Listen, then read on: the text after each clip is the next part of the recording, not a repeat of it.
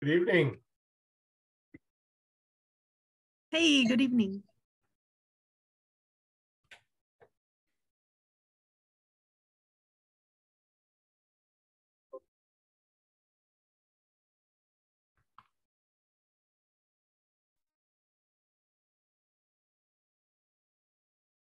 Looks like we're missing Detroit, right? The Detroit representative.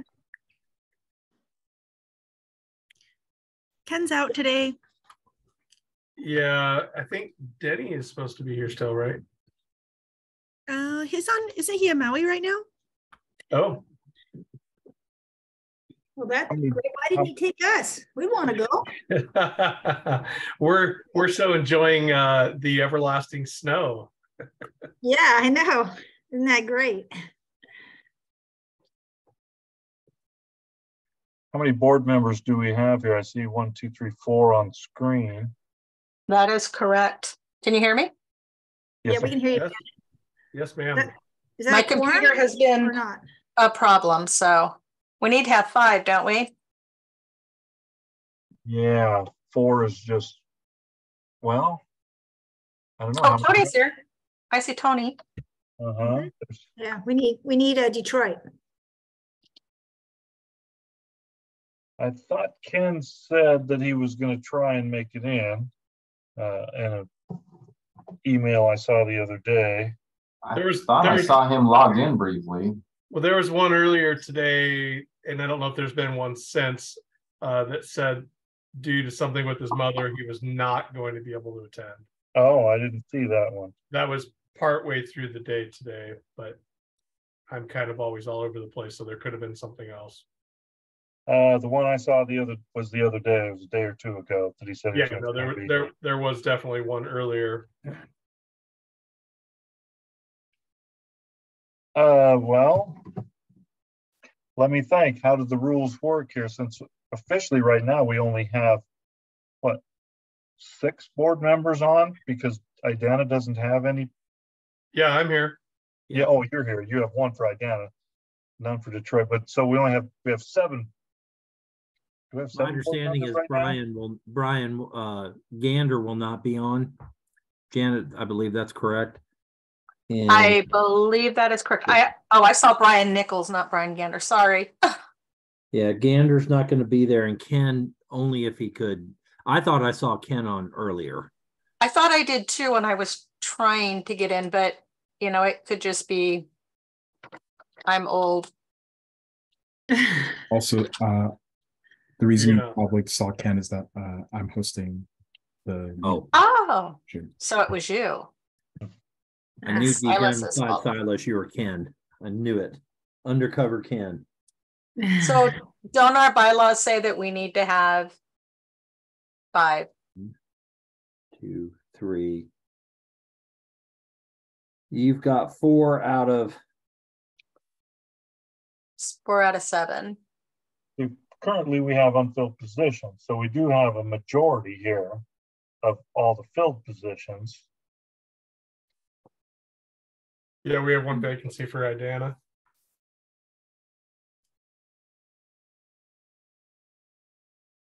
Well, can we have a meeting, but obviously you can't make decisions? We just can't make any voted on decisions. If the bylaws say we have to have 5, yeah, I just can't recall exactly if that's what it is or if it just says a majority of board members. So, do we have any motions on the agenda? We can't. We don't have a quorum. Yeah, that's what I'm saying. That we just wouldn't do those. I think so. Yeah, it looks like there is a CDBG grant letter of support where a motion would be needed. And the NSSA staff report, it says a motion is needed. I'm just looking at the agenda here. It says, yeah, good grief. February meeting summary, motion needed. Treasurer's report, motion needed. They all say motion needed. Yeah. Well, I see we have Peter here. I'm not sure if Peter's got an update for us. or if there's any other updates that we can just, unfortunately, you might have to repeat them, but if there's something you have new that you could share maybe, and then we can go from there. What do you think? My suggestion is your motion needed for treasurer's report and summary reports, those, and even the staff report, those are easy to move to a next meeting. Correct. Without affecting anything. Right. You can get the reports from Peter, you can get the reports from us. You can receive those without a problem. If anybody is on the call who is public, you can receive the information. You just can't act upon anything. The only thing that I believe from the county's perspective, Chris, correct me if I'm wrong, is that CDBG grant letter of support. Is that correct? Well, we had obtained a letter for congressionally directed spending. Yes. That letter of support, which has already gone out. I wasn't sure if there was a separate letter for CDBG grant funding. That's the letter. Okay. And you've already sent it, so I think you can report out on it. Mm-hmm. There was one, a number of letters of support for a grant that was due actually on last Friday. This isn't the same one, is it? Yes, that should be the same one. Same one. So that's already gone out. Okay. That's not CDBG, right? That's CDS, Congressionally Directed Spending. Oh, is that one? Okay, the yeah. Federal earmark, yep. Correct. That one was. How much did you guys request? $3 million. The moon, Arthur. The moon. So on that one, could we go ahead and send out the information and do a respond back to secretary motion on that? And then see if we get the other ones answering within the next couple of days so we can get that moving? Is that something we want to do? Obviously, we want to be able to participate in all the grant opportunities that come before us. So, yeah, if we need to move on it quickly, then we'll have to do basically a roll call vote on it, I would say, in that respect. But yeah, I don't know. Well, the congressional report or letter was due on Friday, and they were supposed to look it up on the portal. So I don't know if there's any action that the board needs to take because it's already happened. I'm sorry to interrupt, but yeah, Mary, you're correct. If it's what I responded to, it was a very short turnaround time. Reviewed the letter and was asked to sign it on behalf of the NSSA, and I believe all of us were. And I think. So let me just jump in here and say that staff may, Laura, may have confused the issue. So yes, this is kind of cleanup. So Chris Einmo sent out that letter to all of you requesting you to sign it and send in. Many of you did. As a housekeeping matter, we put this on the agenda to put in front of you as a board just to sort of formally adopt that letter of support. So this is housekeeping, and it maybe needed to be called something other than CDBG, Chris. And so just to clarify that point, we are talking about Chris's letter of support that many of you already signed, but as a housekeeping matter, put it back on your agenda so that the full board could endorse it after the fact. Very good. I know which one it is now. which I don't think we could 5 of those letters for different folks through the city of Mill City too. So, so anyway, I guess should we go ahead and do a roll call? I don't know, since we know we only have 4 active board members online here.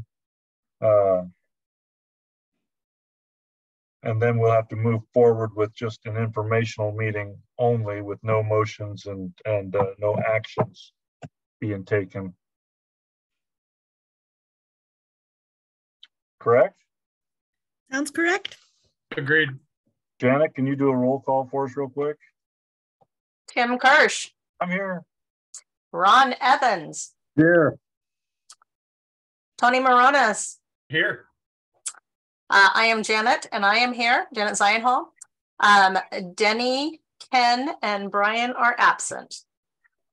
Unless you're here, and then say here, because I didn't see you come up.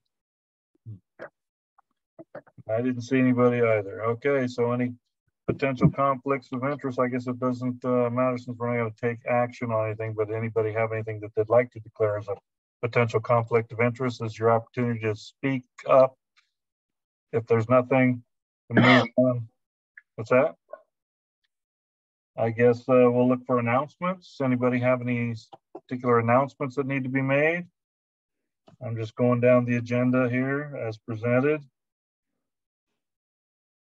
If there's no announcements, then we'll move to public comments and questions. Anybody out there in the public that has anything that they would like to bring before us, this is your opportunity. If there's no public comments or questions, then we'll move on to old business. Looks like nothing under old business, just new business. February meeting summary. We're going to have to table that till the next meeting. Treasurer's report, since a motion would be needed for that, unless anybody has any discussion on it. We can table that till the next meeting as well. Then we have C, our partner update, Marion County. That is that grant letter that we were all talking about. I don't know, Laura, did you have anything you wanted to add on that? I would defer to our county partners on that. Our county partners on that then? Just wanted to say thank you very much to everybody for your support on that. We're very grateful that we'll receive it. And of course, our work and fundraising will continue, but thank you again. All right, very good. Construction update. I suppose that one should be Peter. Is that it? Who's online for that? The construction update. Not sure about construction quite yet, but I can jump in and give my update. More than happy. Whoever has something on the construction, obviously we're not doing any real build out right now. I'm just looking at, like I say, the agenda going down the line. What do you have for us, Peter? All right, I'm just going to give, I got some talking points just to kind of update on the various tasks and efforts that we're working on right now. The talking points specifically, I'll let, I don't have the agenda in front of me, I apologize, but Larry, I believe you might be covering that here a little bit later. So I'll skip over the talking points specifically, and then we can circle back to that.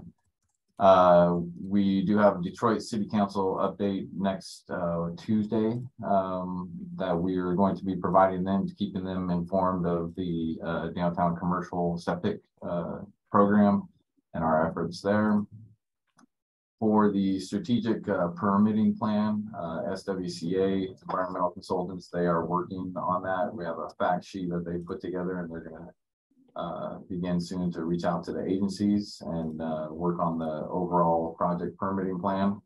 Was anticipated still a completion in April for that plan. Probably one of the bigger items right now is the subsurface exploration, GSI Water Solutions. You saw, those that were on, some of the email chains about that with the final plan there. Mary, I want just confirming you got that work plan from GSI, and judging by your look, maybe you didn't. You're on mute. We got the schedule, and I think the work plan came today, right? Correct, yeah. Okay. So just want to make sure you got that, and that'll get distributed to those that need to look at it. We do have currently Monday, and that's kind of what I wanted to mention is Monday, they're going to start work on the test bits. And so if there's any comments related or correlated with that, it's pretty standard. I don't know that, I think the deeper investigations, there might be, more comments on, but just to let you know what that schedule is. So, okay. So the right of entry is kind of where we're working at right now. We're right down to the wire here. Need those tomorrow for the contractor. Going to be for the right of entry for the properties.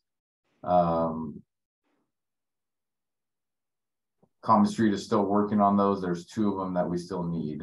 And so we've been told any day, any minute that those are coming, and they just trying to get positive communication with those 2 property owners and finish those out. So they've had communication, but trying to get those wrapped up before GSI's contractor will say it's delayed another week. So we're trying to avoid that. So for the sewer authority board here, just be aware that those, there's going to be excavators out in the Mill City area to do those at those sites, to do the test pits, and that's what's happening. There's no actual construction happening. We just want to make sure that we have that information to correct any assumptions that might be made associated with an excavator digging a test pit. So they're looking to investigate the soils, the shallow soils, and assess that at a shallow area instead of the deeper ones yet. They will evaluate those after that week of work and with a report through the March 31st, and then we'll have a report that we'll be able to review. We have meetings set up and to have a review meeting with the county and other with DEQ and others involved in that. And then we'll jump into doing the installation of monitoring wells at 3 of the properties to then look at the groundwater depths, take samples, understand what the water quality in the background is. And then after that, it would go into assessing one site and looking, the site that's preferred and doing a deep soil evaluation with additional monitoring wells and aquifer tests and, groundwater modeling to understand what's happening. So it's a pretty robust plan. It's going to take quite a bit of time. The monitoring wells will be there and monitored for an extended period of time. So that's the Mill City sites that we're going to be looking at with that I described there. A lot of those same procedures or same concepts are going to be evaluated at the McCoy site. We've got a draft permit for the U.S. Forest Service put together. We've had good communication with the staff there to make sure that we're meeting the NEPA permitting requirements. And so we're hoping to submit that here this week. And then we were told 2 to 4 weeks we would hear back, and then we might be able to start proceeding and plan out and scheduling test pits and the same type of investigation at the McCoy site and the Ranger Station site as well. So stay tuned for that.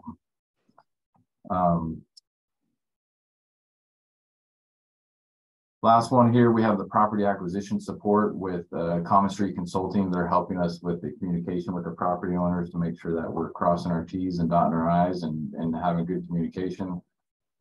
We have an amendment 3 with the county that is pending to add scope and fee to our contract to be able to provide those services. That's should be in the county's hand here in the next week or so for their review. Moving on to the Mill City Gates, the wastewater facilities planning study.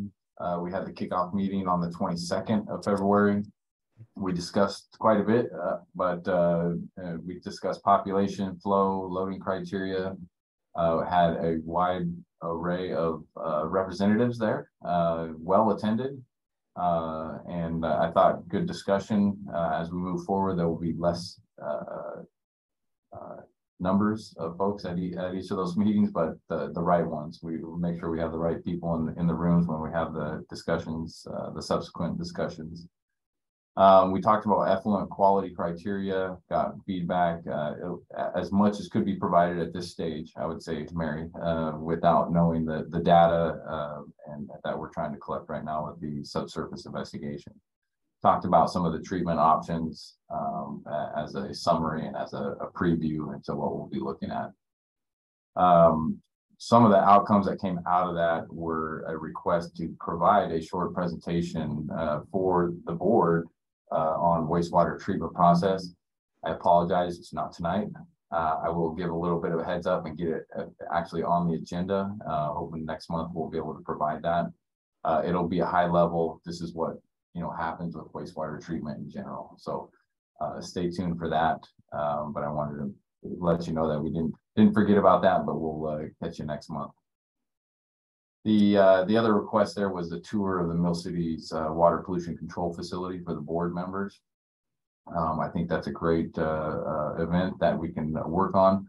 What I would ask is, what's the best way to facilitate that? We have a good group here. If that's meeting in person, one of these months, and you can walk down and have Russ Foltz walk you through the plant and walk you through the process, and be more than happy to be there myself and help facilitate. So I'm not sure who's Tim or Janet, if that's something you want to discuss. Can't make decisions, I guess. I don't know if you can, if that's part of this process, but if you want to think about it, and I just want to have the board discuss that and what's the best way. It's if it's an evening meeting or it's an afternoon, or what's the best way to work with your schedules on that. Well, I would say if we're going to do you were talking about the plant tour and things like that, we'd probably be best doing it while Russ was available, which would be more of a late afternoon kind of get together and looking at that. Anybody that wanted to, and be happy to set something up. I'm sure Russ would accommodate any requests that we make of him, other than trying to do one late at night.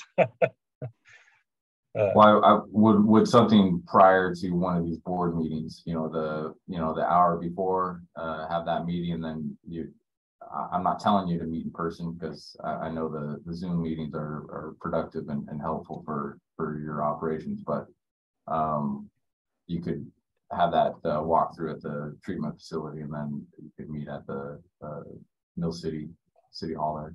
I was going to say, if we wanted to do one before our next regular meeting, I could work to try and set something up there. We could do a tour of the facility, anybody that wanted to, and then we could host a meeting at City Hall. Anybody that wanted to be an in-person meeting, which I would find refreshing. We've been doing Zooms for a long time, so I prefer the in-person meetings myself. So I could try and set something up, and if we do, we could just put that on the next agenda if we're available to get that going. So, question, Tony?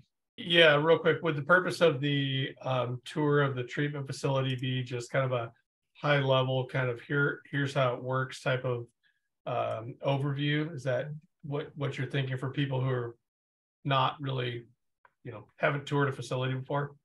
Yeah, and if we do it, the next one, it might coincide well with the discussion of here's overall treatment process, and this is what you saw at your at Mill City's treatment facility, and this is how it relates. So it might coincide well with that. Yeah, and the purpose for my question is I deal a lot with City of Portland, and one of their aspects is the wastewater treatment facilities, and so just with my availability when I'm thinking about as far as a meeting, I don't want to hinder anything. So thank you for the clarification. I'm curious too, since the system it looks like we're leaning towards is going to be more of a mechanical plant and stuff, so it's going to be really very different. Very different. Very different. Yeah. Okay. It will be. Is there a system close by that could just sort of give them an idea about what a small mechanical plant's going to look like? What does Staten have? The Staten has an SBR plant, right, which is one of the concepts. It's not necessarily a small plant. I mean, it's a little bit bigger, but it's also not Salem. It's not a Portland. It's it's a medium sized. What I would we can also set up a meeting there. This was a request I had from our last from the kickoff meeting. So I'm happy to accommodate either way. It's really to facilitate and support the board in educating, understanding, what's happening, understanding what's there at the plant. You could spend 15 minutes have a discussion out there, you'd be more than informed about what that process is. It's nothing super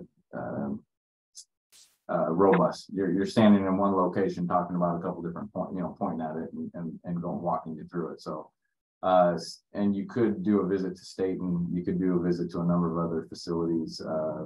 When we start looking at and making a recommendation for what the treatment technology should be, we might want to save that, that tour of a facility for that type of event. So if it's going to be SBR, then we can go to the SBR. If it's going to be MBR, then we'll go to an MBR. Not that it's a waste of time to go to Staten and take a look or some other facility, but really it's what the board would like to see.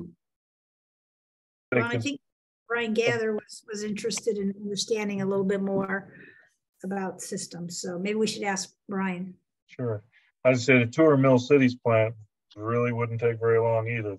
I would say the building is smaller than my kitchen, so. Well, and we're not really good. That's not what you're going to end up with. We know that. Right, absolutely. So yeah, it'll help you appreciate what you're going to have. Appreciate the next step. That might be very true. Yes. So no, I'd be happy to set something up if they wanted to do that. Also, if we wanted to have more of a hybrid meeting where we wanted to do some in person as well as with Zoom it as well for those that couldn't make it all the way to Mill City. We could do a hybrid meeting at City Hall next month if we wanted to. And then we should be, because we talked early on about moving these meetings around to different cities too. We could do something like that, and this could be a kickoff to doing that as well. So I think this will be something that we'll try and set up maybe then throughout the next month, and we'll, if it all pans out, we'll send out that notice. Cool. That would be April 3rd, right? First Monday, April 3rd. We'd be looking at that. That's when it would be. All right. I'll look for the communication there then from the board as far as what you desire. Okay. Next, the last bit here is the Detroit interim commercial septic systems. Just as a couple numbers to that we keep updating is been a lot of communication, a lot of discussions happening, and also want to make sure the numbers are accurate here. But there's 55 that we've identified as commercial properties. We've reached out to the owners of 48, made contact with 42 of them. There's 6 of them where we've left messages, haven't been able to get have a conversation with. Met with the owners of 36 of the properties, and we're scheduled to meet with one more next week. And then some of the other things, there's some properties are on the market waiting until that's resolved before they're going to make any decisions or moving forward with anything. 2 of them are in the process of being converted into residential properties. And one of them was already repaired and they're not interested in seeking reimbursement. And then a couple, there's technically 3 properties that are City of Detroit. And then we're looking to get contact information for a few more and continue that process. And we're discussing potential property acquisition with from the county's perspective to look at joint systems or combined systems that will meet the septic permitting requirements. And then we're also looking into a possible piezometer study at the 110 Patton Road, the city park, to learn about that area. I know there's been test pits previously, but then looking at that in a longer time frame to see if it could be permittable to use some of those that square footage. I think that we've got a running list of property owner questions, and then we're also looking at the the Canes Marina property specifically. We've got survey moving forward. I'm waiting for some of the snow to melt off, and then the geotechnical investigation is also going to be starting next week. Hey, just a quick question about that, Peter. Have you guys discussed where you're going to bury that septic tank, or when the work is going to proceed on that? For which one? Are you talking about Canes Marina? For Canes Marina. Yeah, I'm walking with Dane on Wednesday to look at the marina excavation and look at site utilization and where, you know, he'll have to do, you know, store his docks, et cetera, et cetera. Yeah, and so I'd love to coordinate with you just to make sure that, you know, we know where the location of where that septic tank is and we don't conflict. Definitely, and it will be, we can talk offline, but yeah, we've looked at that potentially because you have to kind of get the geotechnical borehole to occur in the location that's going to be similar, so, or at least close enough that we can say we have confidence in what they see. So okay, sweet. We can look at a map together and I can show you where that would be. So. Sure, I'll hit you up in a bit. Okay. So Peter, could you, if you are going to put a new set, because right now it's a holding tank, right? And the terminology would not be a septic tank there, correct? It will be a holding tank for that property that they would it would repeat what's there currently. And I think DEQ has to permit that. I don't think the county can because it's a holding tank. I think that's correct. So I will let Jessica know. Understand, yeah. Yeah, we can only permit holding tanks up to 200 gallons. So, yep. So yeah, we're anticipating everything you're saying there, Mary. So, yeah. Okay. It's fine. Yeah. Peter, I had a quick question to back up to the McCoy Creek potential site for up the canyon. Is that already mapped out in the master plan that was presented, or is there somewhere that I could refer back to see where that is located geographically? Yeah, it's in the master plan, and I'm at the end of my report. While the conversation continues, I can look that figure up and share it just for your knowledge right now, if that helps you. Yeah, thank you. I kind of came in after the master plan was presented. I've gone back and looked at, just curious. So thank you. It's in one of the appendices. You can one of the pages. Yeah, right. So I'll look that up while the conversation continues, and I'll reshare that. I appreciate that. Share my screen. So that's the end of my update. All right. Well, thank you, Peter. Does anybody else? Thank you for your time. Any questions for Peter? Anything else they'd like to? All right. Thank you very much, Peter. Moving on to our item D on our business is the Sewer Authority staff report. And I'd like to say that I was able to sit down with both Silas and Laura to kind of hammer out this agenda, knowing that Ken's potentially wasn't going to be here. And it's talking with Laura about a number of the things moving forward. A light bulb went off on a few different areas that we really do need to focus in on some things. And I don't know, Laura, if you wanted to cover some of those, or if we should just bring it open for discussion on things we need to do to moving forward. Laura, do you have any comments on that?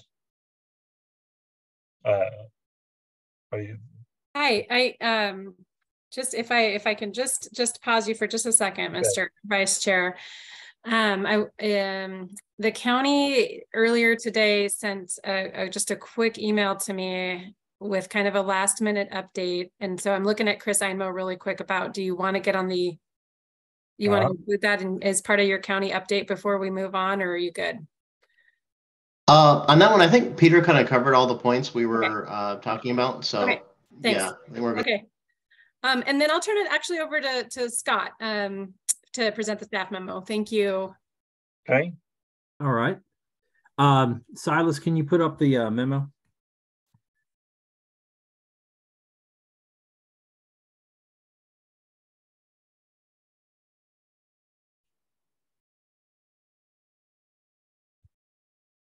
While Silas is putting up the memo.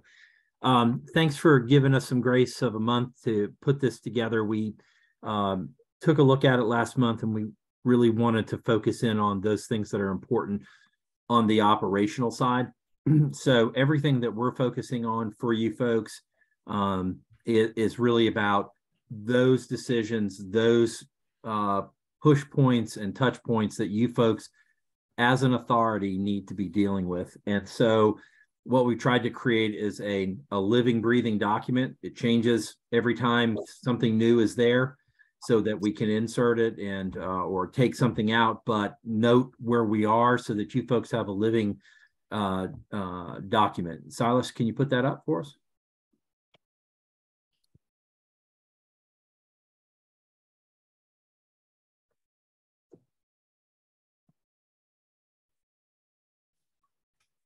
I see Silas is arguing with his computer. I love it.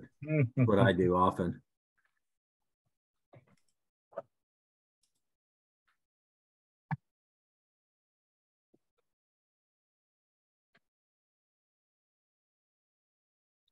Can he do it? Because doesn't the host, oh, he is the host, so he should He's be the able, host. should be able to post it. Okay. Well, yeah. So we'll see how this goes. Because he's taking over for Ken today on that hosting side. So we'll just just uploading it through Drive right now.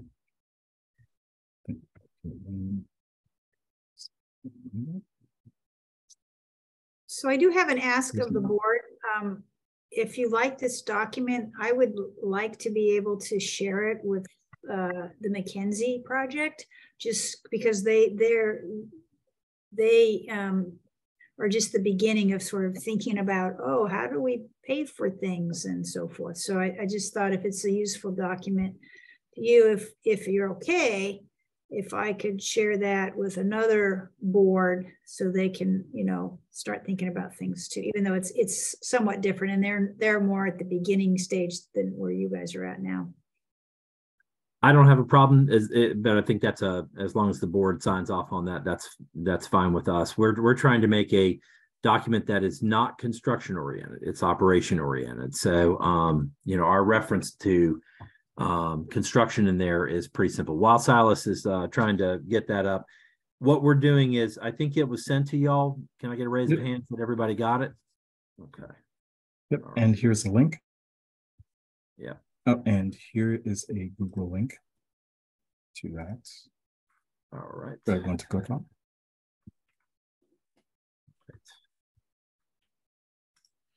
Cool. Okay, does everyone have it now? Okay. Okay. Tony, do you have it? It's in the link. Got it. Okay. All right. So just going through page 1. Simple. I'm just trying to make sure you have a good overview. We're trying to keep the key dates in front of us. So you have dates things have started, how the county views its project management on its side about when construction contracts need to be awarded and construction phases completed. Now, please be clear, we're not this is not meant to be a construction document or a replacement. As it gets upgraded, we'll update this. This is just to kind of keep those key dates in front of you and be able to work backwards. Secondly, we've just done a good explanation. We've tried to do a good explanation of who the staffing and administrative support for you folks are and our roles. The third section is dealing with the operational plan. The operational plan is the focus of what we're dealing with. And that is what we have completed so far. So internal staff, and Laura is our project manager. We've reviewed, and all of us have reviewed current authorizing documents and authorities, the bylaws, IGA, meeting summaries, financials, ORS 190. So we wanted to make sure that we got and we're up to speed on that.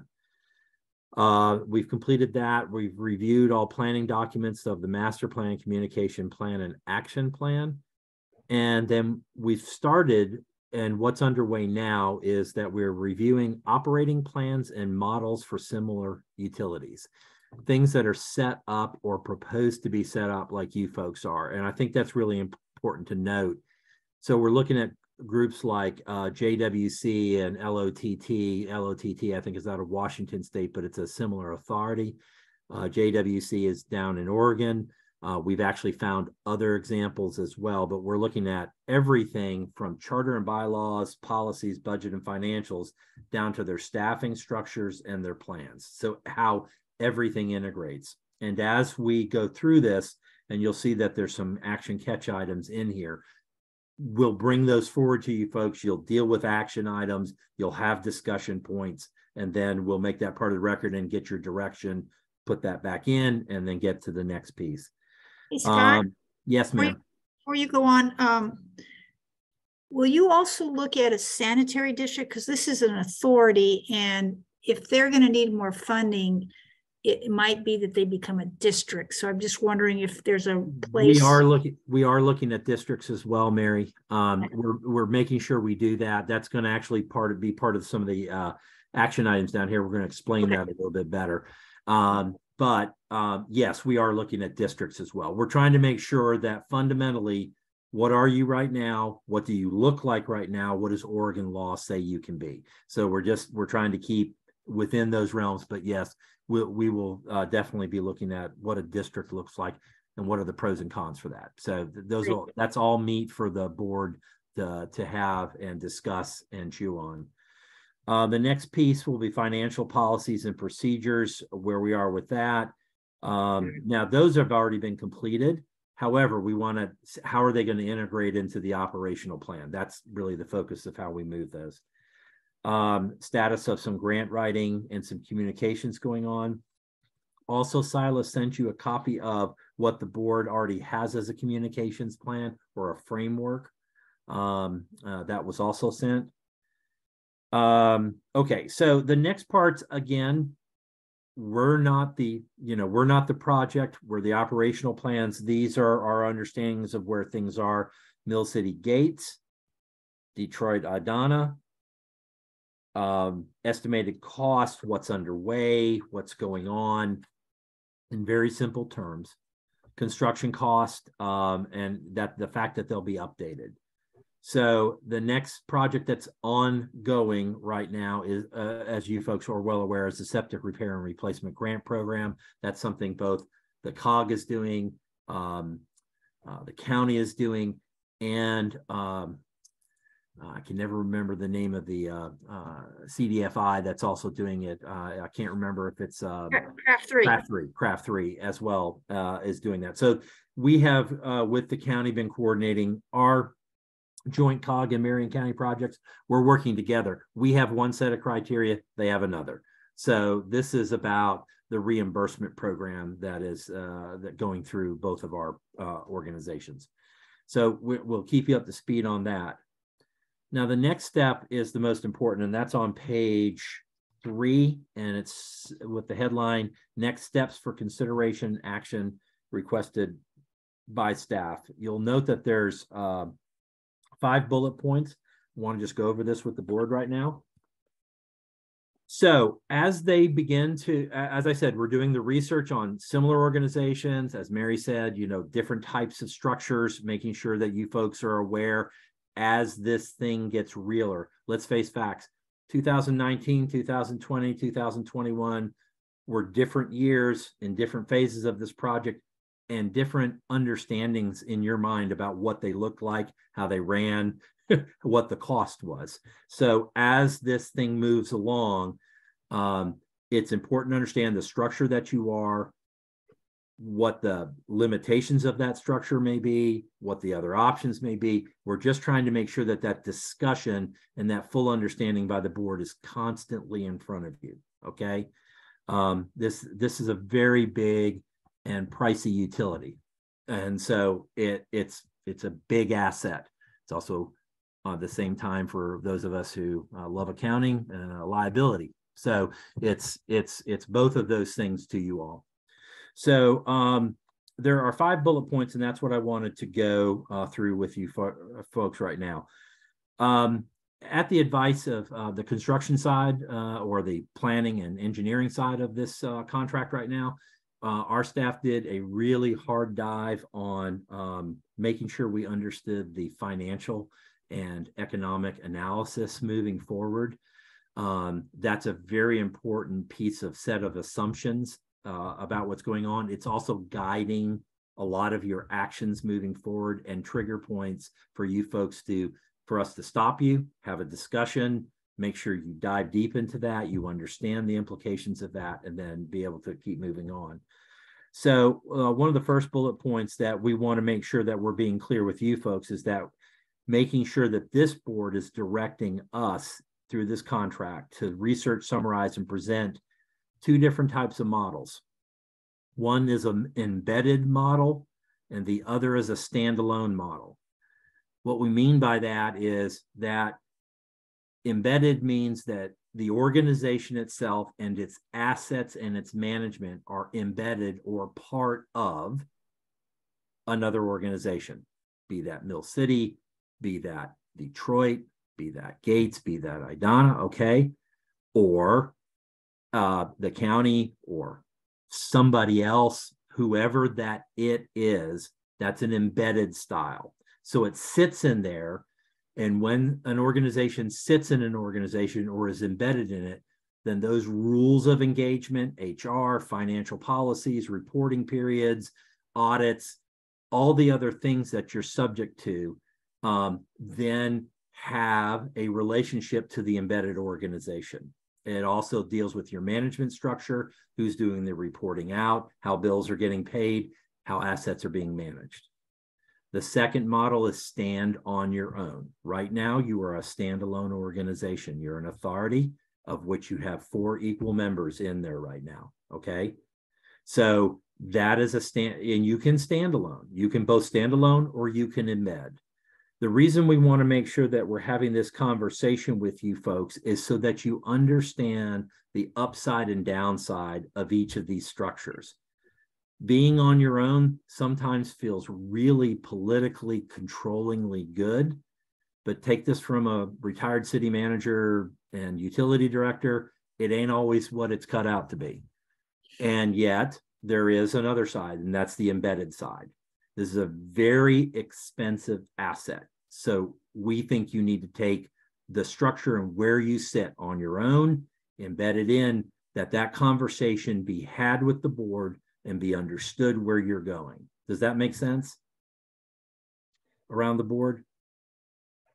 I want to say yes, it makes great sense because so much has changed since we first started with this sewer authority. And there are so many things that we will need some research done on. And one of the things that stands out to me, for instance, is going to be the operation and maintenance costs. Do we know how much it's going to cost per household per month, obviously, for a utility bill? Because I don't want to go down in history as being the guy that doubled everybody's sewer bill in Mill City. That won't be very good. So in the beginning, when we first started out, we had it considered that we were going to be able to keep the operations and maintenance costs or the monthly sewer bill basically around $50, $50 to $55, the way things were lined up. Now I know there's going to be a lot of things that go into this, but being as we're going towards a mechanical plant, it's my understanding that they are much more expensive to operate. Different degree of certificates are required, things like that. Yeah. Also, we need to make sure that all the people in Gates are able to hook into the system or required to hook into the system. So we need to make sure that we have the political will with the city of Gates to require hookups to the sewer, things like that. So I know that there's a lot going forward with it we really need to plan for. That's right. I agree with you wholeheartedly, sir. I'm sorry, Arthur had his hand up, Mr. Chair. Oh, I'm sorry. I'm on the agenda there. I can go back here now and see people's faces. Arthur, did you have something to throw in there? I did. Yeah, I'm gonna be pest. I think it's my usual role in these calls. Just every time I hear somebody mention sewer rates, Mr. Chair, I just want to jump in and remind us of the analysis that we had about a year ago, I think it was. Remember that accounting firm that presented at one of these meetings? And that accounting firm had some assumptions that all of us can review. Maybe we should review that at one of these meetings coming up. Just as a thought. But I think he was assuming 100% of the pre-fire population and 100% hookup on day one, and an 80% grant-funded project, and sewer rates were considerably above $50 a month. And play with those assumptions however we like. I think many of them have gotten more negative since that time.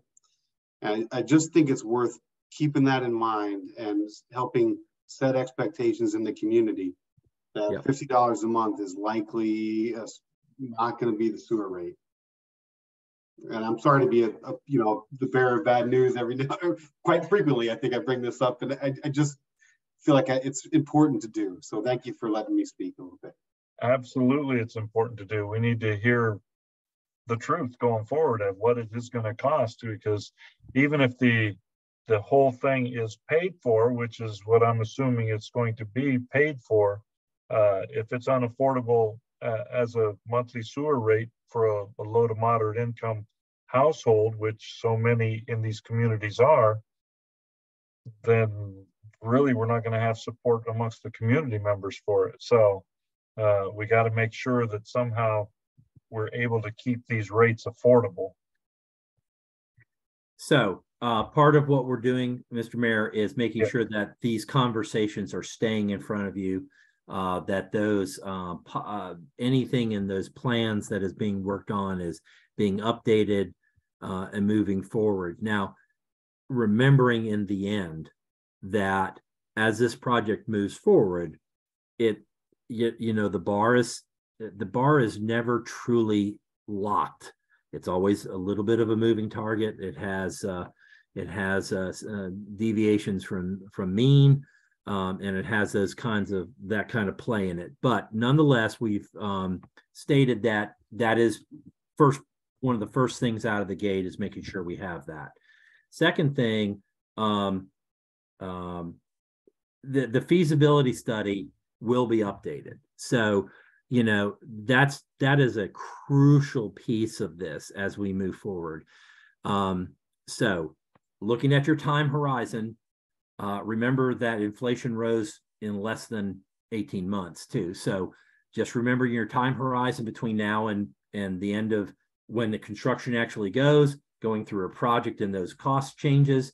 Ron knows about that world very, very well. And then just how you maintain that, how you keep that, how you get there, and then the O&M there. So again, first piece, embedded in, standalone, looking at other organizations and how they've handled their structures, how they've handled their rates, those kinds of things. The second thing is adding a discussion of organizational structures for an action plan, hopefully by the July and August time period. That's what we're looking at. Adding a decision date of September 2023 to the action plan to decide on the embedded or independent O&M models, making sure that you guys are focused in on that. So what we're trying to do is give you a time frame. This is what we've got to get done between now and then. First review date of February 2024 for staff to present to the board and complete a first review of policies, contracts, procedures, and pro forma based upon your selected model. So then what happens is, then you've got your organization set by then. That's a year from now, set how it looks in the structure. We have a better understanding of O&M, the cost, and then we start moving it in that direction, helping you to get from here to there.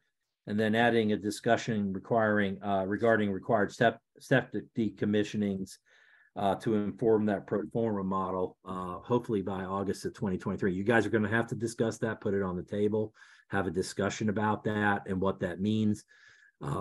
Part of this is, part of your pro forma is future ratepayers. There's a piece of it in there. There's also a piece of current ratepayers, and current ratepayers have to be people who are hooked to your system. There are other ways to skin that cat, but before we get ahead of ourselves, I think what we want to do is make sure that you're having those structural conversations and keeping that ahead. So that is our next steps for what we're doing. We wanted to make sure that you folks were clear on this. If we are off on this, we need to know that so we can redirect ourselves back. But I think this is some pretty basic, straight up stuff.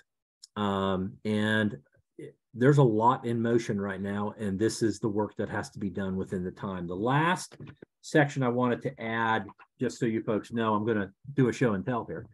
Just in your packet at the last section is a what you folks adopted as a action plan. So what we did on the last page is we kept these things in front of you, Gantt charted it out with reports so that you folks can see where we are and keep it as a checklist as you're going through it. I think that's going to be really important for you. Mr. Mayor, as you said previously, the ability to talk to your residents and your citizens and keep people informed is a crucial piece of this project. You know, and telling them where you're at, what decision, you know, just that ability to have that good conversation. You know, you get stopped at the grocery store, you know, you get stopped at the gas station, you get stopped at church, someone taps you on the shoulder and says, I hate to bother you, but, and you just have to, so that's why we want to keep this in front of you in this format, in both a checklist form and as things move forward, so that you have a record, you've had that discussion, and your list of things moving forward are the things that you understand moving forward. So, and then the last piece of what we gave you was the 20 to 23 communication plan. It's a good framework. It's not all the specifics of the FAQs and all that kind of stuff, but it's a work in progress, and it's a good framework for your communications plan. So I'm going to stop there, see if there's anything else I can answer right now. Real quickly, when I was going back on the first memo, back where it had the septic repair and replacement grant program. Yes, sir. Hooking up to the sewer system for the citizens of Gates and stuff. Now, when Mill City first put in its sewer system, hookup was free. And that's what got most people to jump on board. If they would have had to pay a large fee, I think there would have been a lot more holdouts. Yeah. I'm wondering if there can be a grant program for sewer hookups to make it more enticing to those that get the opportunity to join the sewer system. If there was some sort of a grant program for that, I know that in the beginning, back in 2019, the previous mayor of the city of Gates was going around telling everybody that it was going to be free to hook up. And I know that then we were saying, no, wait, can't go there because we don't know yet what it's going to be. But obviously, if we could figure out a way in this, I guess the time to start talking about it is now, long before necessary. But if we could come up with a grant program for folks to be able to hook up, that would make it much more, like I say, enticing. So, Mayor, typically the main sewer line, and again, we're not sure if Gates is going to be a step system. Peter probably knows better how that's going to be, but yeah, typically we don't do lateral. I mean, it's hard to get funding for lateral, whether it's a loan or a grant. So we'll have to be creative here and think about. It might be an ask from the legislators, but I think Scott, maybe some of the funding, maybe there could be a section about some funding creativity. I'll just call it that, where where could you get money? Because I'm pretty sure our state revolving loan fund cannot do laterals. Well, I'll tell you what we'll do. We'll put it down there, but we're not going to use the word creativity. You know what I mean? I know what you mean. I know that in public finance, I never use those two terms simultaneously. But yeah. I think one of the things that we want to be able to do, I agree with you, Mary, having a section, and I've noted it down here. Part of one of the services we provide within the contract is to research grants and to research opportunities to see how things are. I think the work that we're doing and looking at these others, and looking at embedded versus standalone districts, all this other stuff, part of that, we can also include that question. How did you start it up? How did you hook everybody up? How did you convince them it was the right thing to do? What was the impetus for them to come on board? So we'll make sure we make that a part of our question as we're asking these other organizations. They may have some insight as well, and we will also research some grants as well. So, create funding. Yeah. So for example, Scott, the funding that we had for the 15 million, we were going to allow, if somebody had a sewer system and people were on septic and they needed to hook up, because that was a huge thing. We were going to allow that. We didn't get a project like that, but, or maybe we did back on the east side of the state. So yeah. Again, I don't know if we get some more funding like that, maybe that's something, again, that's when I said creative is like, hey, tell the agencies this is what we need, or tell the legislators so that they give us the authorization to then do something like that. That's lots normal. of ways to skin a cat. I agree with you, Mary, and we'll keep that as a focus and see what we can do. I'm sorry, Tony, did you have your question? Yeah, well, then also just, you know, I'm always the dovetail in the end for the upper end of the canyon. Whatever we look at for that, we're going to look at setting a precedence, or at least a conversation for a precedence of if we're able to do that for Mill City Gates, what does that look like down the road for Detroit Idana, right? Because once folks go, oh, well, there was money available, we figured it out down here, what does that look like up here? So, yeah. Always part of the thought process, right? Yeah. Right, exactly, Tony. I think that's a fair question. Laurie, did you have a question?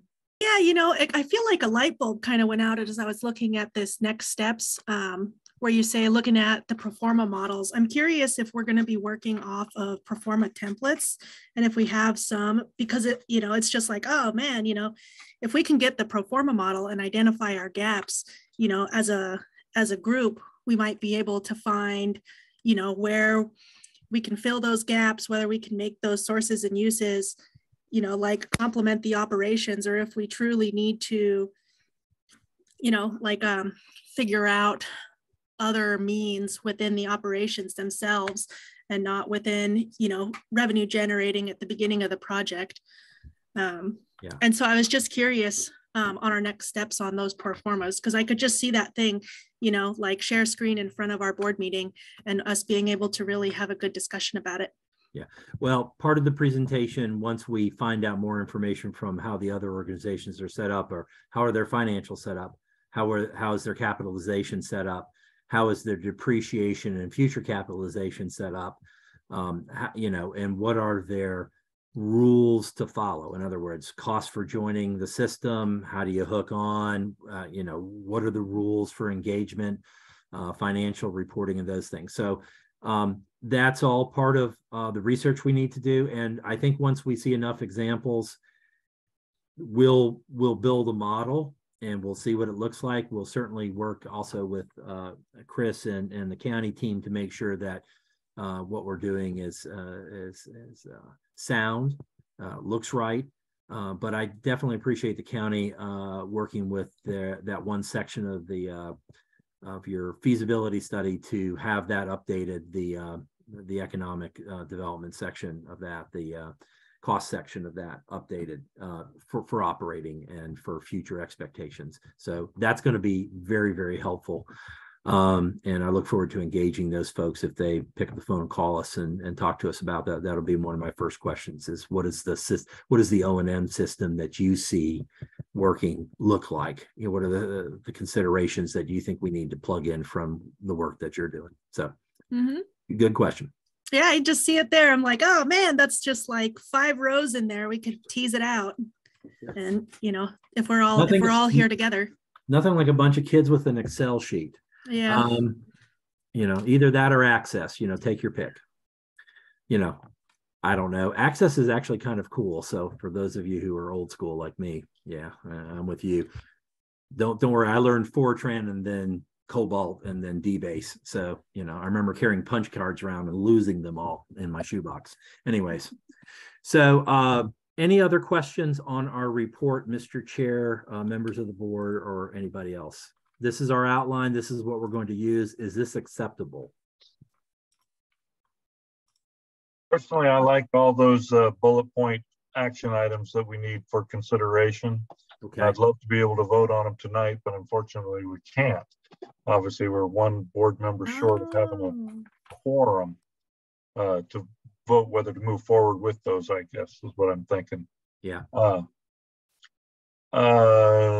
I would like to see all these things. You're asking for the direction, and I want to grant it, but I don't know how we can get there. Sure. Is there a way we can poll absentee board members? I don't know. Ask for a vote and then finalize it at the next meeting? I'm going to put Laura on the spot real quick. Okay. Laura, in reviewing the bylaws, can they do a phone poll by their bylaws? I don't think they can. However, if you do have another meeting on March 20th, so if what the board can be doing is reviewing this, and we'll send another one out specifically, say if you have any questions, give us a call so we can do any refining between now and then. And any comments, we'd be happy to take this. Then you can just officially just bless it if that's the direction you want to go into by the 20th. Does that sound like a fair deal? Well, I think isn't the meeting on the 20th? That's not an official meeting, right? That's a work session. That's a work session, yeah. So that's not a meeting because a lot of us can't attend all of those. Oh, okay. Okay, I see. I would love to say yes, but okay, just pointing that out. We'll take a look at that and see what we need to do. But I think in the meantime, we'll send it out again. I know Mary's got her hand up, and we'll send it out again and say, please respond to us, call us, let us know. If we have to pick up the phone, Laura, Silas, and I, and just talk to y'all individually and just find out, you know, any thoughts that any of the other board members may have, we'd be happy to do that too. We just want to keep this going and moving in this direction. You have your timelines in front of you.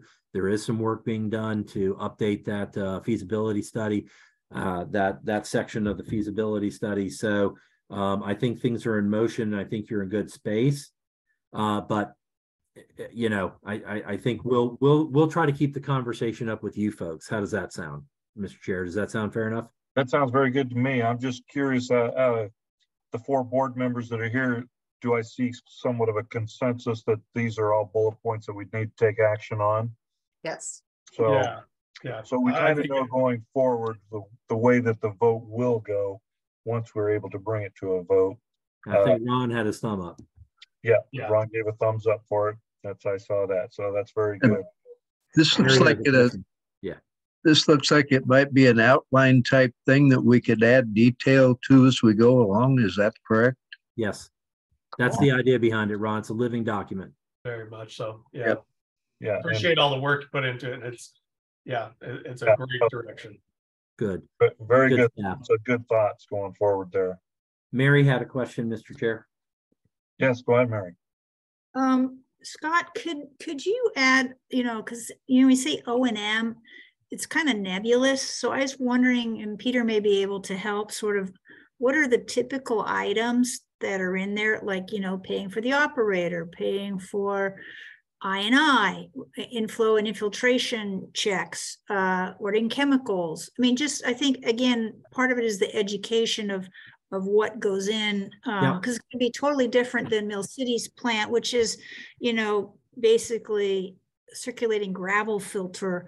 And sure, they still have to do infiltration and inflow check for that, but and then they have some step systems that they have to, empty out every once in a while, but it's just going to be totally different. And so I think, where we can just help with the education, like this is what the O&M, and maybe that's an appendix type thing, because I think that goes back to what Larry also recommended, this idea of pro forma and O&M. We are not concentrating on the capital side, except where capital then is converted to debt and then becomes a future cost structure. And then the second piece that I'm concerned about would be depreciation as a fundable perspective on future capitalization. So, using that as a capitalization technique, and then other operating capital that might have to be considered at year 5, 10, 15, 20. So you would create a model out as far as you could, realistically. But yes, it's part of the pro forma. So it's the idea of personnel, licensure, the collection system, the plant itself. You're going to have things like chemicals. You're going to have things like permits and fees out. You're going to have to probably at some point in time fund, violation, something like that. No, they're going to be good. No violations. No. But you know what I'm saying. But you fund the depreciation by future capitalizing the plant. That's what I mean when I say that. So Mary, I didn't mean to dismiss you on that. Sorry. I have a little bit of an elementary thing to tag onto that would be, I work for a large Japanese company, and we really love our acronyms, and being on this board and being involved, some of the things that are discussed, especially by county members and different organizations, I&I and O&M, and some of these things, I'll nod and look very smart and smile.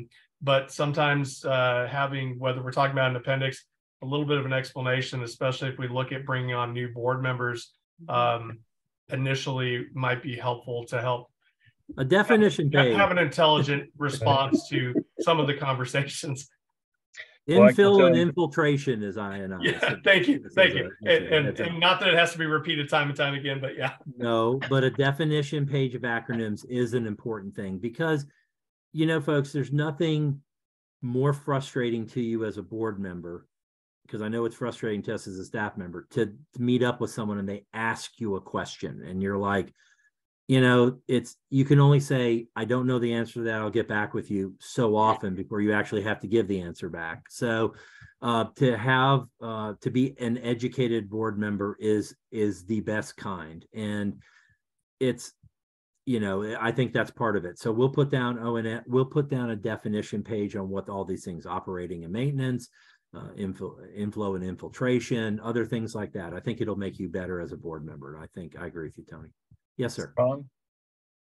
Yeah, typically on something like this, when you buy or you engineer and you get something from a manufacturer, they're going to have a definition of what their system requires as far as O&M goes. So we won't have that information available until we actually decide what we're going to get and the suppliers is going to actually supply it. So we might be getting a little bit of our head of ourselves as far as O&M goes on this. We're not talking about a manual though, Ron. That's you know, DEQ will require O&M manuals that have like what the pump's doing, what's the filters, you know, all that kind of stuff. This is more talking about, hey, you've got to have your rates sufficiently high enough so that you can fix a pump station that goes out every 10 years or whatever. Okay. Sufficient funding. Go ahead and check to see if your sewer pipe is leaking, i.e. there's groundwater getting into it, or did somebody hook up a stormwater drain to a system so it cranks up the flows? That's what's going on in Mill City. You gotta get that out of there. So that's what we're talking about. So those big items that plan for parts replacement, we'll be talking at our next council meeting about $20,000 worth of circuit boards for pump stations that we're going to be looking at replacing a couple of pump station circuit boards, as well as I can't tell you how many times we've had to replace or rebuild pumps themselves. And they're very expensive, and obviously you need to plan for those expenses. So that's all part of operations and maintenance costs too. So you got to have that money set aside.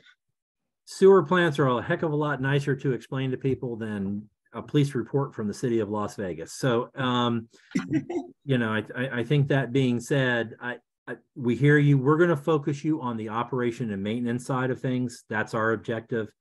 The county is diligently and in great way working with Keller and working with that part of your construction as you move along. We're not going to swim in that lane. We're just going to make sure that we talk to them, and whatever needs to be transitioned into your O&M is done in a thoughtful way so that you folks can, where you folks need to make decisions, you can make them in an educated and a responsible way to both your ratepayers and to each other. Right now, you're an authority.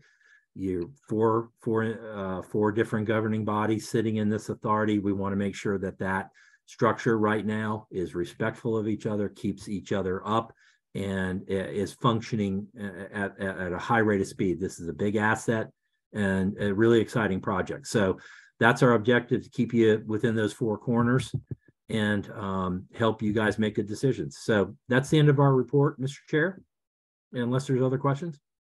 I don't have any. Does anybody else have any questions or comments?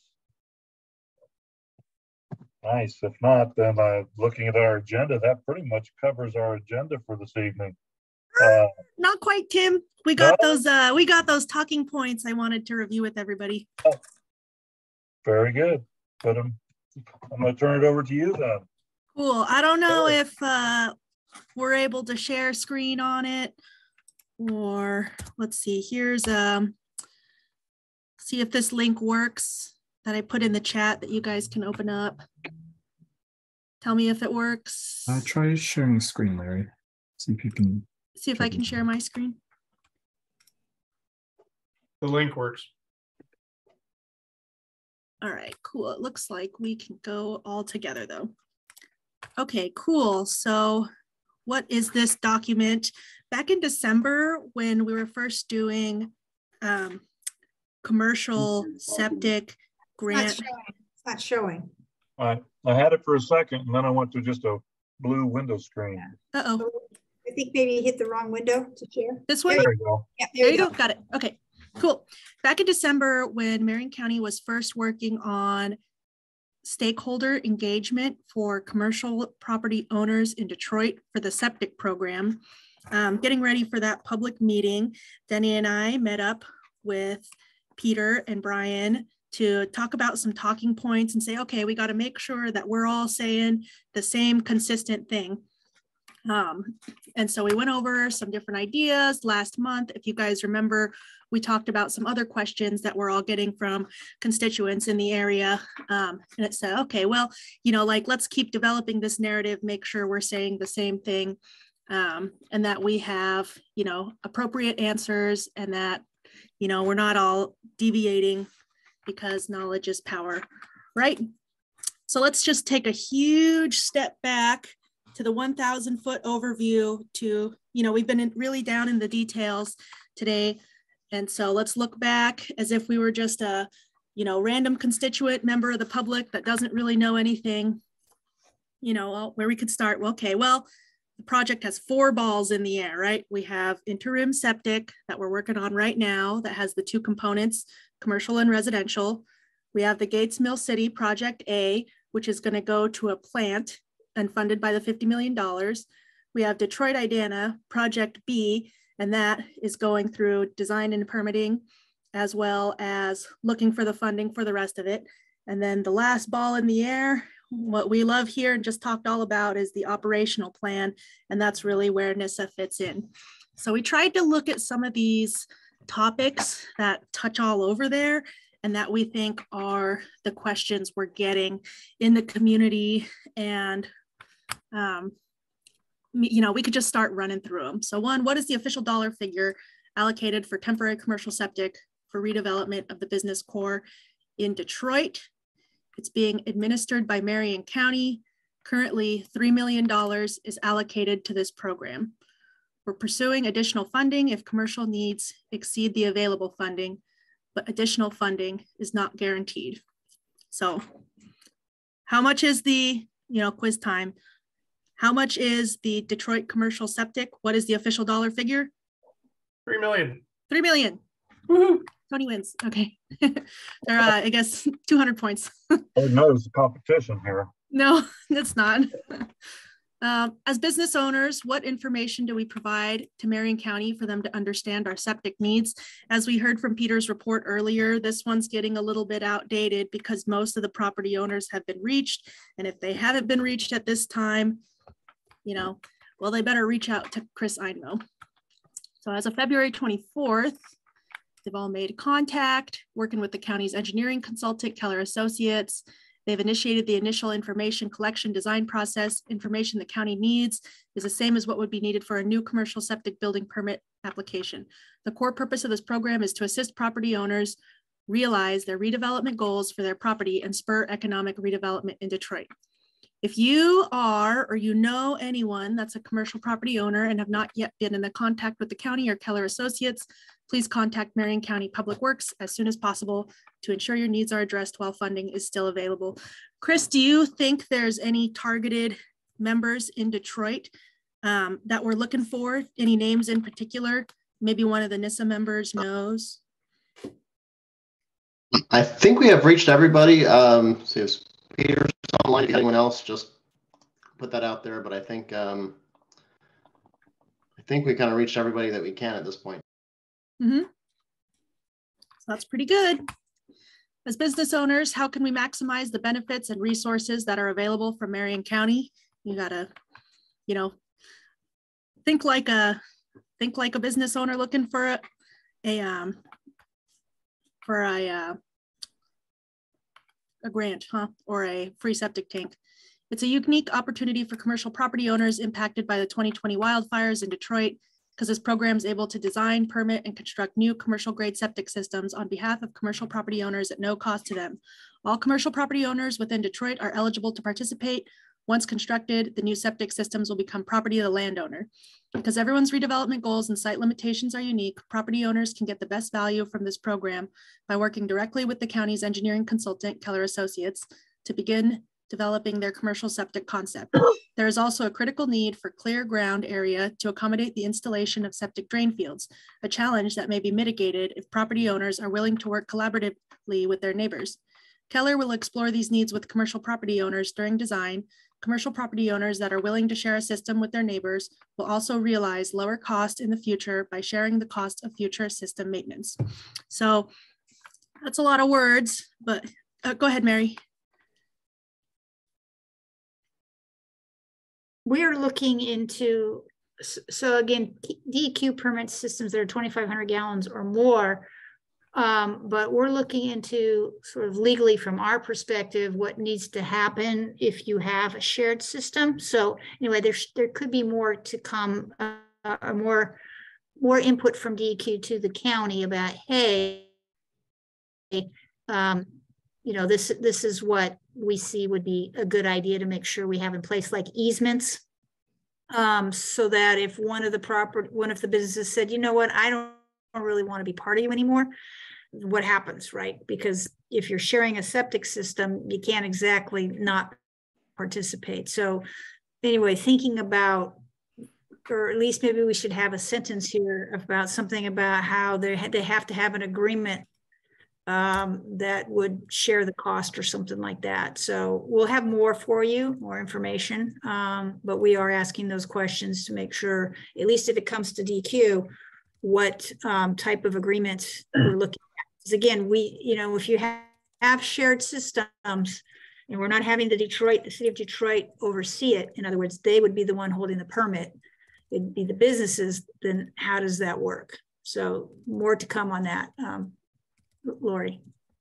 There you go. Cool. All right. So thank you, Mary. That is good information. And, if anybody's talking about, well, how exactly do I share it with my neighbor? Well, that's a good thing to say. We're figuring it out with DEQ for what that agreement between the property owners really looks like.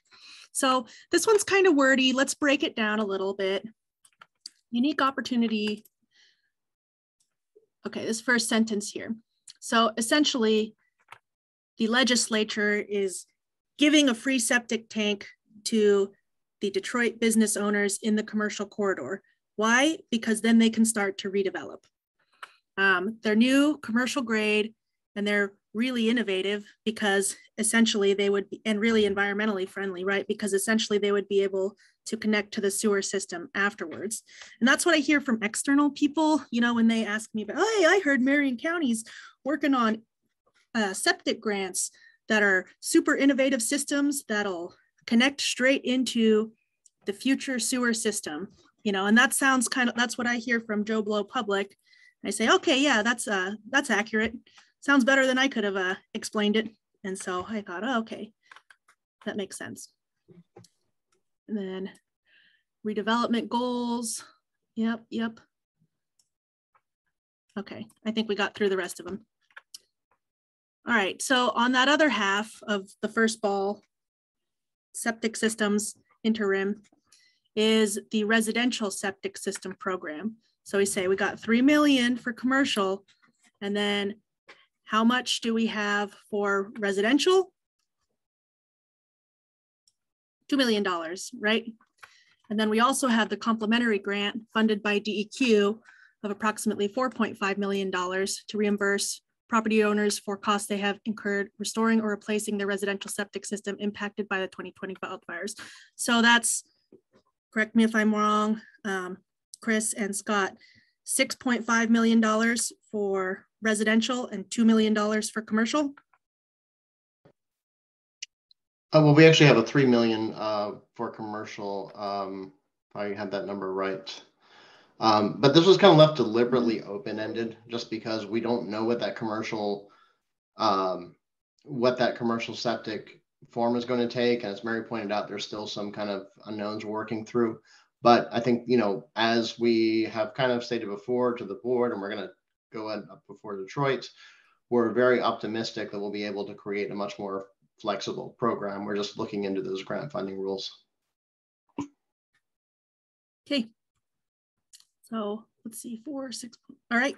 So that sounds pretty good. Do you guys feel that in the communities, your constituents know about this program? On February 24th, I saw a press release in Canyon. So it's at least out there, but have you seen, does it seem like if you went to any constituent that needed one of these grants, they already know about the program?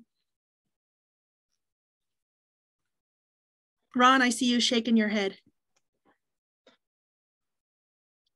It's amazing to me how you can put the information out there in so many different places, and then you'll still come up with a number of folks that don't see it or hear about it.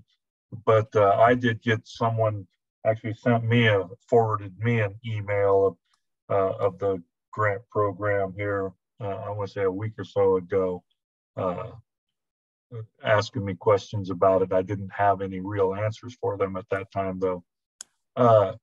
One thing I'm curious about this, since this is an information page for everyone, the question I don't know is, so we're going to put a lot of money and do a lot of development on high-end, I want to say, septic systems and stuff.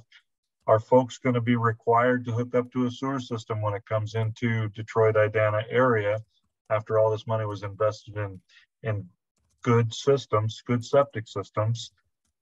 Should we be making sure that somewhere that if they accept these great septic systems, that they know that the timeline is when the new sewer system comes in, that they will be required to hook up to the sewer system? Mm-hmm. In the agreement that we're developing that we'll execute with commercial property owners, yes, that is a requirement that we're putting in the agreement. Yeah, I don't think that money, the monies we're talking about, really would apply to Idana, because we didn't have Mary, I think, made a comment quite a few months back that we weren't directly impacted by loss of structure in the same way that Detroit was. And so while there would be some septic upgrade, needs all over the place, I don't know that really is a benefit towards the Idana folks, right? Well, there is still Craft 3 that has grant / so we have Craft 3 has pre-fire money that DEQ gave them. And then we were directed to then make sure we focus on fire, which is what the 4.6, what we gave. I don't know if that's that much. But anyway, what we gave to the COG. And Brian, didn't with the money that came through Business Oregon to the county, that didn't you take it a little bit wider, that it didn't have to include wildfire areas, that it could include other people that basically need their septic system replaced? I thought that was the difference between the money that the county had versus the money that DEQ was directed that it had to go to wildfire victims. No, I think it's the other way around. I think the DEQ grant is available statewide, countywide under the COGS program, and the at least for the residential septic program, the county's residential septic program, it's just inside the fire zone, but not just to Detroit. It's the entire wildfire zone is what any home impacted by the fire, residential property impacted by the fire within the fire zone is eligible for the residential grant. only commercial properties in Detroit are eligible for the commercial grant or the commercial. So I guess I'm a little unclear on that, how I would clarify or define that, because we didn't have any loss of structure. We had some fire damage, but we were definitely within the fire zone. It was all around. Right, but you're not on that list. So Idana, I don't think it's eligible for the DEQ funding that came. But CRAP 3 does have some funding that, again, I think it's more of a loan. So that's where you would do a replacement or repair or even a brand new system in Idana. So we can probably need to clarify that so people in Idana know. I think it's only really one option for you. And yeah, I think maybe a loan. I think that's what I'm understanding as well. And that clarification would be helpful.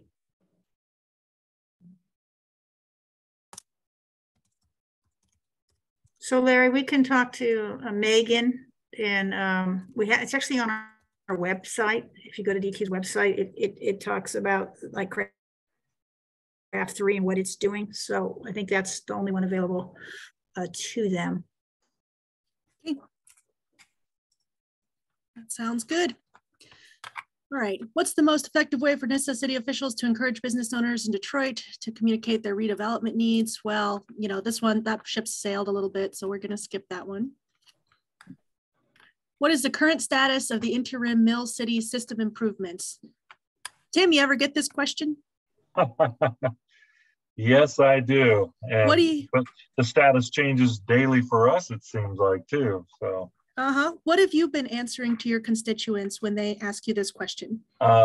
Most recently, tell them that we have like 3 benchmarks in a row right now. And the first was property identification for the ground.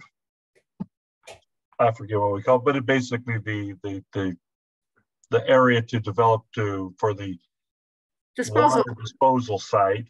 Yeah. And so now they're digging the test holes, as Peter told us earlier today. That was one of the benchmarks for March. And then April, I believe we're going to be reviewing the data that we find in these test pits. So those are kind of where we're at right now. And then identify which piece of property is going to be the best. And then we'll have to look at acquisition and for their properties. All right. And then one last one, we also have the facilities planning study, right? Is the last piece. No, I mean, well, that's for the big system. So you have, because you're saying what is the current standard of the interim Mill City. Oh, yeah. So you're combining two. So your first paragraph is, my understanding is what they're going to do is fix the inflow and infiltration and see if it gets more capacity. Which we're hoping they'll have to give us flow rates for a couple months to say, yes, it did give us enough capacity. So that's for them to service the 54 housing unit that needs to come online before the bigger system's made. So the second paragraph is really what we're doing for the big system. I guess with that, I would add that we did identify and repair a couple of INIs that we think were significant enough that we might be able to, after a couple of months of, especially this wet weather, prove that we have expanded the capacity by making those repairs. So we're hoping that all flows well. Cool. And then on that note too, Tim, I saw something, I was reading all through the canyon. I saw another press release that the moratorium on new development for Mill City is not going to move forward. We have that as an option. We put it out there that we may have to initiate a moratorium if we are unable to come up with more capacity or expanded capacity. So we put that out there early just so people, don't say at the last minute if we did have to impose a moratorium, they'd say they didn't know anything about it. We just put it out there that it could be a possibility. We're hoping that it never comes to fruition, So Lori, how this would work is that if Mill City said to DEQ, I need a sewer main to the housing development, 54 housing unit, and we would say, Keller, please sign a statement that says you have capacity, because we have a limit. It's set. And so if Keller can't say, yes, we can meet it, then we wouldn't sign off on a sewer extension. So it's not exactly like the city's saying there's a moratorium per se. They just can't allow it because they don't want to have permit violations, right? So that's why we're in a hurry to get that big system. Definitely. Okay. Tim, do you think you're armed with the information you need to answer that question when it comes up? Clear as mud. Okay. So for the most part, yes. It's not, and I already think I did speak to it a couple of times, but it's not that we are imposing a moratorium or even threatening to impose a moratorium. We were more announcing that if there is a potential, we would have to, I mean, if we couldn't make it to the capacity question, we would have to do something, obviously. If they came at us, I mean, if everybody hit us with the proposed developments that we've heard of all at once, yeah, we would have to do some serious capacity studies. Yeah, Peter would be on the line, obviously, to sign some sort of documents. But right now they're, I want to say, trickling in, so we're not pressed too hard yet. Cool. Janet, how about you?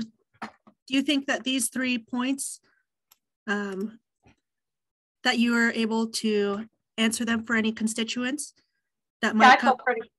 I feel pretty confident, yeah. Okay, good. If not, I say, here's Tim's phone number, give him a call. Cool, yep. Property acquisition and identification, test pits, no moratorium right now, but it's a possibility if we don't get something figured out. Cool. All right. We talked about this one a little bit. I put it in the chat earlier. Number 7, what will the monthly rate be after municipal sewer improvements are complete? Oh, let's see. Maybe I'll pick on someone else. How about Ron? Maybe we'll pick on you, Ron. Do you feel armed with enough information to answer this question to constituents based on our conversations today? I don't think we have enough information right now to. One of the things that's going to determine that is if we have to get money to finish it, we'll have a monthly bill to pay on that. That's going to affect the rates, and we don't know that yet. Mm-hmm. And that's what we're working on right now. Right. So right now, no, I don't have the information to talk to my people about that. Uh-huh. But sometimes that's okay to say we don't have that information now, but that's what we're working on. Have a goal. Uh-huh. So Larry, I could actually see a constituent saying, well, can I vote on that? You know what I mean? Like, because like I'm in Gates and I'm happy with the sewer septic system. I mean, are they going to make me do this? So maybe not, you know, but I think if I was a constituent, I would sort of ask that question. Because of course I just want it to be as cheap as possible for my situation. Mm-hmm. I suspect in Gates that if people have to pay to hook up, probably about 50% of the families here couldn't afford it.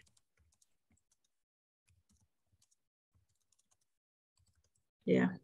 Be kind of a moot point at that. They just don't have the money. Right. You know, and if you guys have to go out for a loan or something like that, the funders, you know, USDA, DEQ will look to see, you know, can your ratepayers pay it? So yeah, that's important question, but that's coming. Hopefully we get 100% funding through grants, and if that would take that out of the, then we're just looking at the O&M cost as ongoing. Yeah.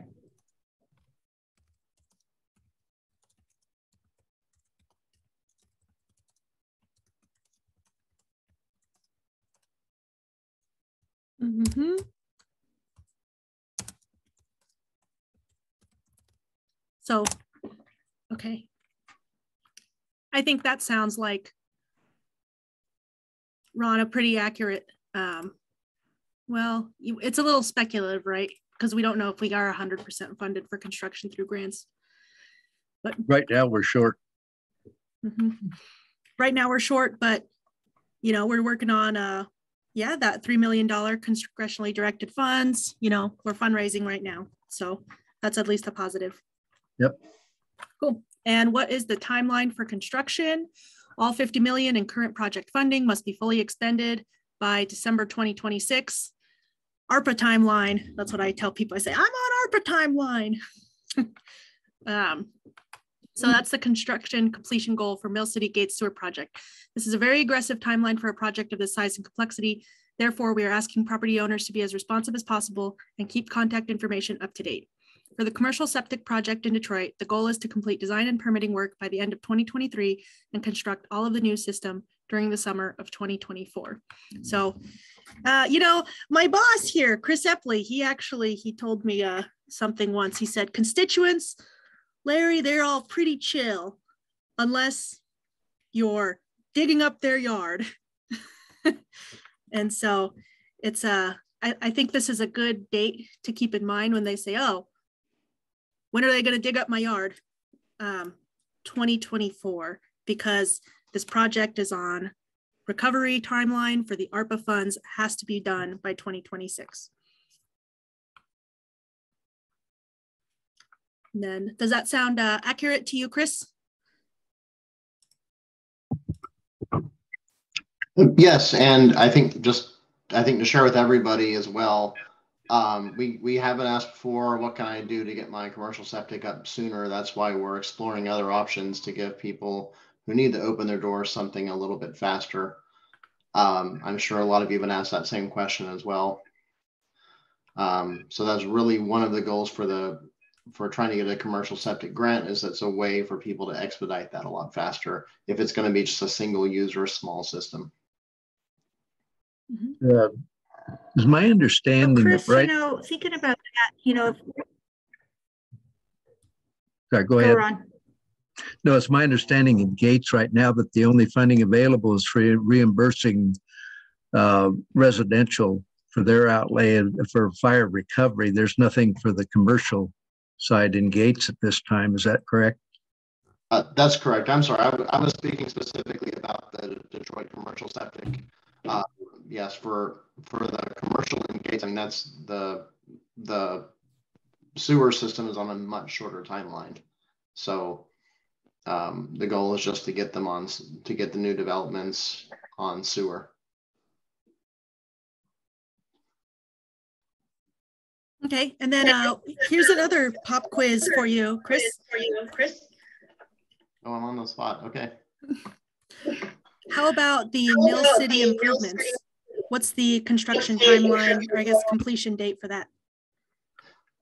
So just per ARPA funding as it stands currently, those funds have to be expended by December 2026. Now that's basically anything that could be an outlay of expenses from the project. So that's not only construction, but also commissioning. So this is an extremely aggressive timeline for building an asset this size. So just want to reemphasize that we're working with everybody as much as we can to be responsive as possible. We're hoping most everything is going to begin right away, but there will be some things that involve public coordination. So that's why those, as much as we can, just getting the word out there to everybody, hey, we're going to be coming in at light speed. Let's do what we can, because we all want to see this happen. Quick question, if you wouldn't mind. Backing up, there was a couple of comments I just wanted to get clarified. Based off of the document, Chris, that you sent out for the additional $3 million, and when that request was sent out, I think I just sent a question of concern about how quickly it was happening and requiring a response, which was clarified. But the comments were, if we were able to secure the additional $3 million by yourself, I believe, and Ken, was that would, hopefully secure or free up additional monies for projects down the road, i.e. Idana, Detroit. But from what I just heard from Ron was that the construction budget is still underfunded for Mill City Gates. And so am I wrong in assuming that the comments that were made to me about the $3 million, helping to have a trickle up effect is really still filling a gap? Or can you clarify that for me a little bit? Sure. Yeah, I'm glad you asked that. When we sent out that letter, and I know it was an extremely aggressive timeline, to get this in front of our senators, is just for that congressionally directed spending, would just help shift project funds over. When we crafted that letter, we had to have a specific use for that funding, and it just so happened that was about fell into the cost of the regional lift station, which was one piece of the project. So if that were to come in, we would drop that into that particular piece and then just use that funding elsewhere. It helps have a great use for the funds we're asking for because it can see a tangible result, and B, the costs just happen to line up. So that would just, there's sort of, we see it as an overall fund with different pieces allocated to the different areas, the Mill City Gates and then the Detroit Idana. So we're allocating based on, we can't construct both systems. So we're allocating for the one to construct now and then completing the design of the other. So in a way, short answer to your question, it's all kind of coming out of the same pot in one way. Longer answer, we're going to have to keep getting more and more funding overall. So if we get that funding, that helps us to just basically build up both projects. I could see it going 50-50 towards both, depending on what those project needs look like as they evolve.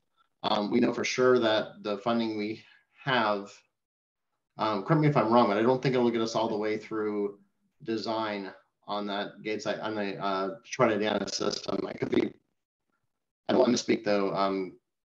Peter's still drawing up the scope, but I could see it going, basically that displacing some of the ARPA funding, which can go on a 50-50 split to both potentially.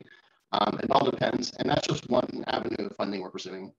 There's a lot of others that we want to go for that COG's going to help us with on a much more relaxed, I think relaxed, but a much more doable timeline.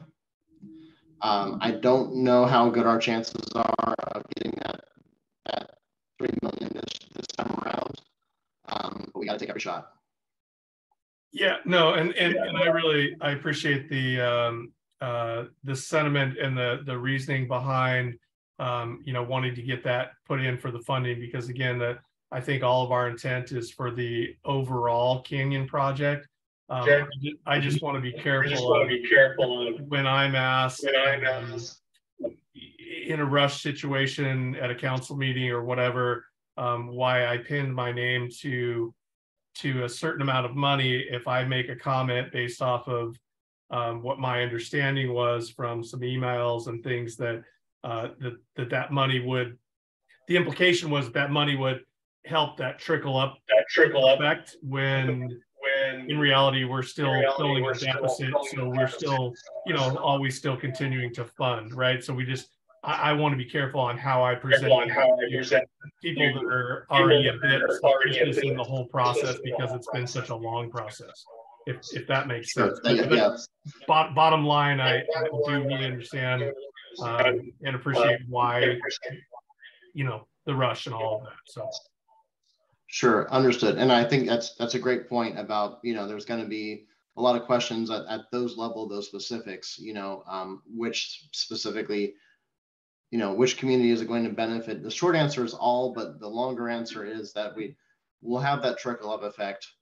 And I wanted to clarify, just because we named that specific lift station in that grant application, that's kind of one that was already being being funded by ARPA, so that would free up more ARPA money, which I could see benefiting both simultaneously.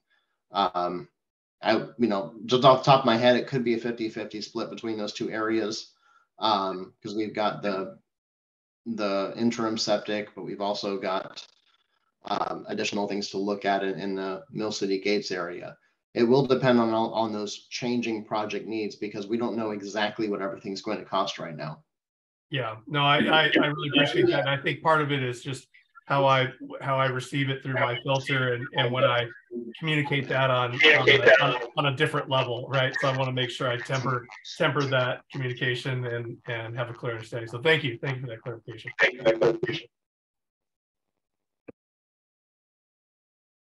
So, Larry, are you finished with your presentation there? I saw you pulled it down. Oh yeah, that's about it. Just that last point. What's the timeline for Project A? Design and permitting this year, construction next year. Very nice, very nice. Okay, good. I see we're getting close to the 8 o'clock hour, so I want to get close to wrapping it up, see if anybody has anything that they need to add to tonight's meeting that we should be looking at or going forward, or if we want to talk about our next meeting at all. Obviously, I didn't see that on there, but looks like April 3rd is going to be our next regular board meeting, scheduled board meeting, and we will do some research into seeing if we can host some sort of a small sewer plant for Mill City's kind of tour or overview. And then with that, if anybody's interested, we could have a in-person from Mill City Hall too, and then also make it a hybrid so anybody could zoom into that as well. Anybody have anything else to add to the meeting? Couple hands up. Okay. I just wanted to share my screen and talk the McCoy site from earlier. I got that picture up. I gotta run out of here as well, but if I can share my screen real quick, won't take much time. Do that, and then I think Mary has her hand up too, so listen to her as well when you're done. All right. So are you seeing my screen there with the figure 3C? Yep. A big map. Yeah, it's a big map. So this is kind of zoomed in quite a bit, but this is, that upper deck area on the east side of Idana. Mm. So this is the private property, and this is the McCoy, the parking area for the snowmobiling or ATV location there. So that's the general area where we're doing the investigations and into the subsurface. So, okay. I appreciate that. Thank you, Peter. Yep. All right. That's all I had. So I'll put my hand down and okay. Mary, you have something? Oh, I just wanted to say on the congressional spending, that was going for the Senate side. So they don't know what the House is going to do. So I just want to be clear, it's good that you applied, but whether the House will also put a budget forward that then they could add these projects to, that's the big thing. So when I talked to Merkley's office, what he said was, or the staff said, is that they're just putting it as a placeholder, hoping that they can go through the process if they get a budget bill. If not, they'll try again next year, and then you could reapply. So it's it was again just for the Senate side, not a combo with the House at this time yet. So, I think making sure, your state representative and your state senator know, especially Tony, that, the ask for your area, so that if there's any money, we call it the Christmas tree bill, but at the end of the session, if they haven't allocated all the funds, then the Oregon House and Senate get to have fun giving a couple $1 million here and there for projects. So I would definitely make sure your state rep and your state senator know the gap you're trying to fill, whatever that is, so that if in fact they ask for projects, you guys are right there to have your hand out. Very good. Thank you for that, Mary. Okay, well, unless anybody has anything else they would like to add, then we will go ahead and adjourn tonight's meeting. I see people are dropping pretty quickly anyway. So thank you everyone for spending your 2 hours of your life with us. And we'll look forward to seeing you all again here on April 3rd, and we'll get some notices out to you before then. Thank you all for your time. Really appreciate it. Thank you.